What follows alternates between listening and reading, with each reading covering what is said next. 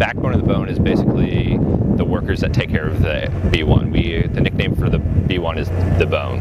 So that's the nickname they've always had. So any workers, so like crew chiefs, our specialists, our phase, our weapons, we're the backbone of the aircraft. We take care of it. I work in partnership with crew chiefs who are there to crew all aircraft. We work directly with our pilots whenever they are launching. We also directly work with our avionics individuals, our engine troops, and our hydraulics technicians. Everything on this aircraft goes hand in hand together.